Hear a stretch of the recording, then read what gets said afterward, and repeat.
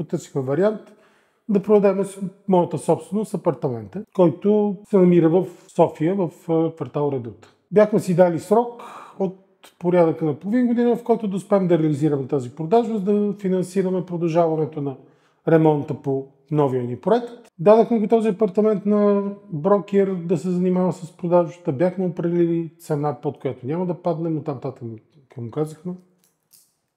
Only the sky is the limit. Уви за тази половина година нищо не се случи, освен едни безкрайни огледи от сумата и клиенти, само обещания. Съпругата ми един ден, търсейки в гуглите, намери и модел и така се свързахме с тях. Срещнахме се, реагираха изключително адекватно и бързо, направи оглед на имота, който предлагахме и в рамките на няколко дена поканиха и на среща в техния офис, където ни направиха оферта, която ни удовлетвори определено.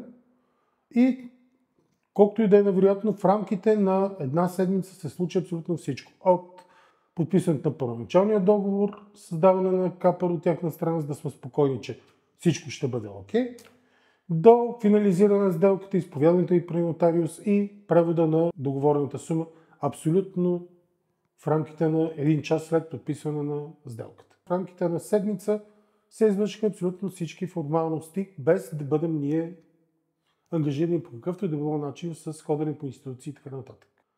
И подчертавам, което може да ви звучи невероятно, но е факт, без абсолютно нито един лев комисионно от тяхна страна за това. Парите, които бяха договорили в самото начало, бяха абсолютно адекватни и преведени в рамките на същия ден, когато се финализира сделката при нотариус. Погрижиха се за абсолютно всички необходими документи за изповядането на сделката, всичко абсолютно прозрачно, няма място за абсолютно никакво притеснение, че нещо не е както трябва.